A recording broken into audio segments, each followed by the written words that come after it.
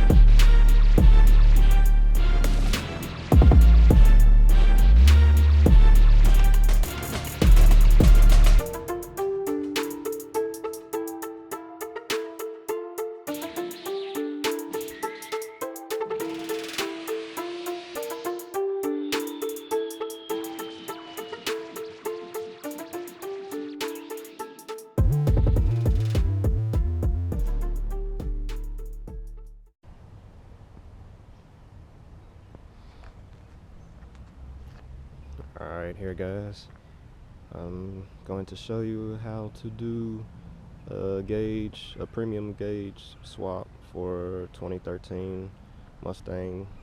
Pretty much base. It's all base, nothing premium. So of course, here goes the gauge. I already have everything installed, and I already did everything, so it's just going to be a walkthrough. But I'm going to show you pretty much all the steps that you would need to take in order to do this. First off is pretty much getting everything together. What you want to have is a full charge on your car battery. Even with a full charge on a car battery, that's probably not enough, so you would have to have a secondary charge to it to make sure it doesn't go dead while you're doing this process. Luckily for me, I had a second car, which I pretty much just basically put some jumper cables on that car, had it running, and hooked up to my car while I did the whole process here.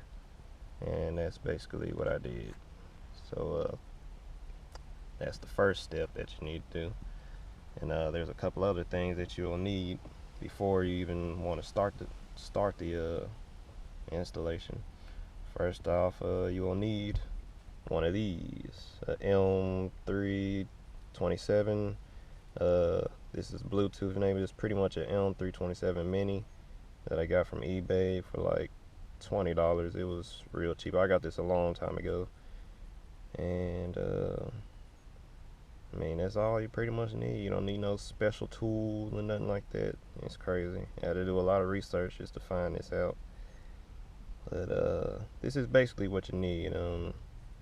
This one doesn't have a switch on it for a high scan, and this one just does medium scans. But you can find one of these, not the mini version, but the other version. It'll have like a little switch on it that's for high scans and medium scans. The high scans give you more functions that you can play with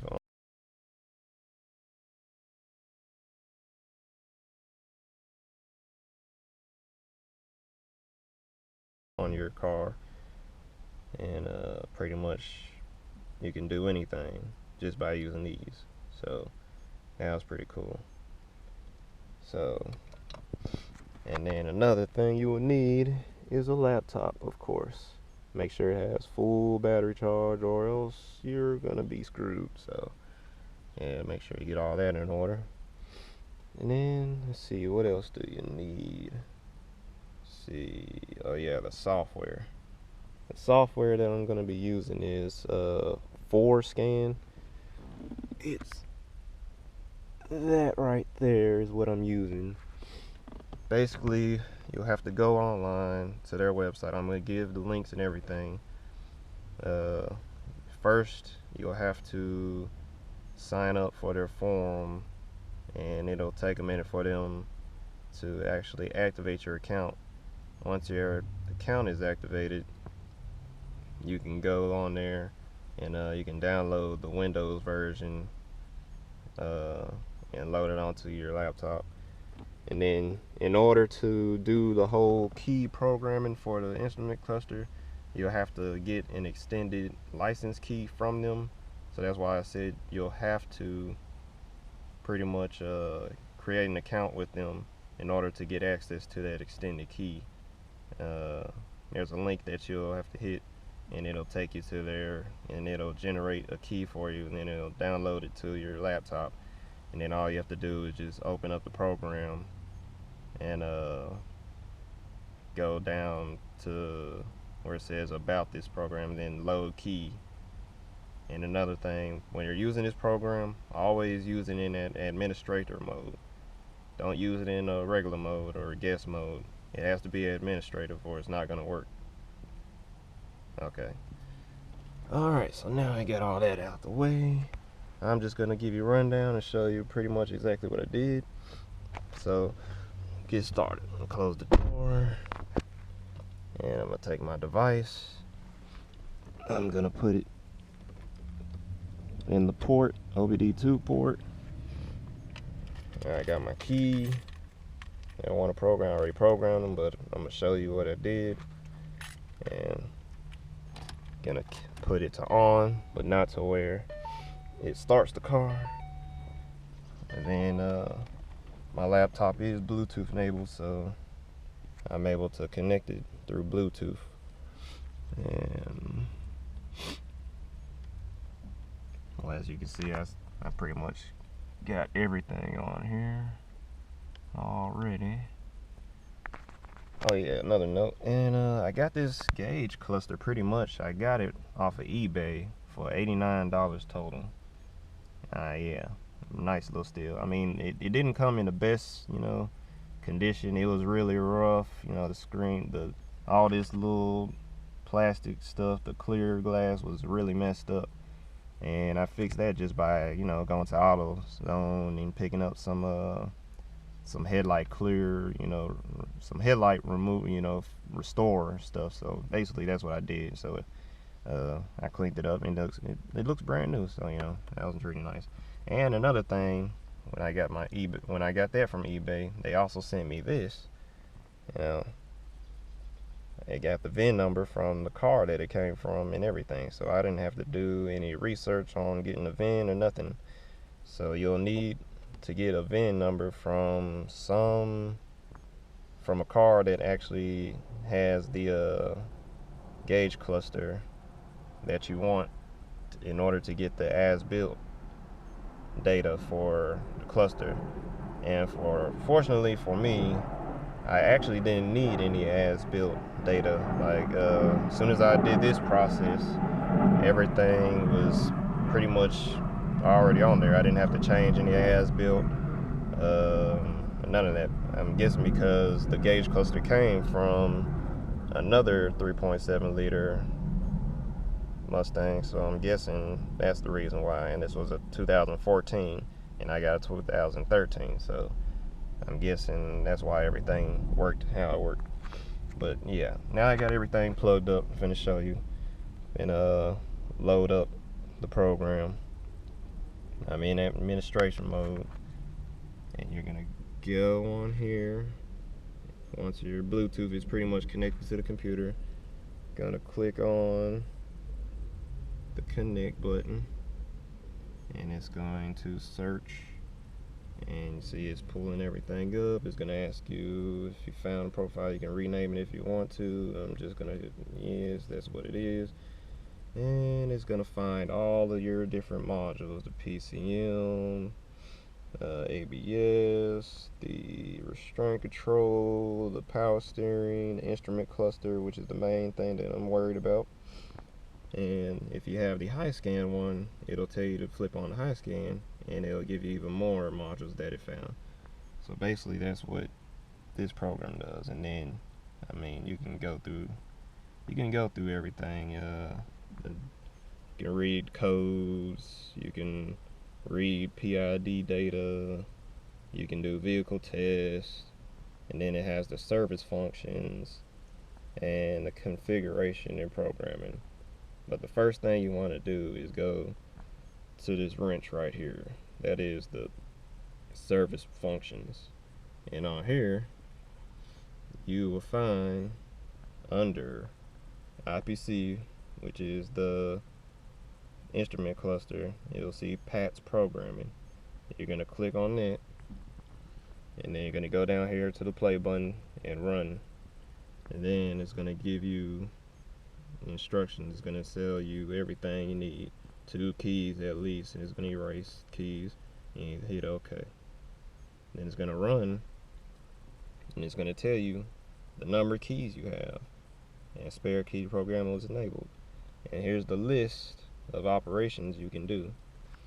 And for me, I tried to do the erase and program keys at first, but that didn't work. I got access denied, and I was an idiot because I was just doing stuff. And the first thing you want to do is go to the module initialization. You do that first. That's like a parameters reset for your PCM and the cluster that you install. This is for if you installed a new PCM or any type of module that you installed. You have to do this first. That way everything can see each other. Then after you do that, then you can go up here, erase and program keys, and it's simple. All you do is just follow all the instructions on the screen. It'll take about 12 minutes or so to do the whole little programming, and then it'll show you put in your key and put it in on the on for 6 seconds, and then take your other key and put it in 6 seconds, and then everything is programmed just like that. And then that's all I did. Now let me get out of here.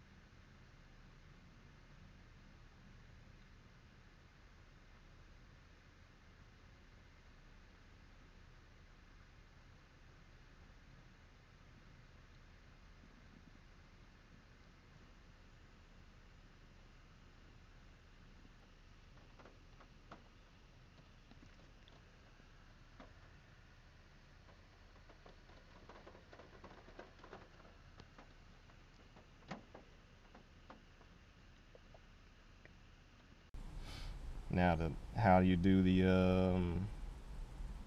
so if you want to get the track apps from your AsBuilt data that you have, you know, like I said earlier, I didn't have to do that because it already had it on here as soon as I programmed the keys and everything.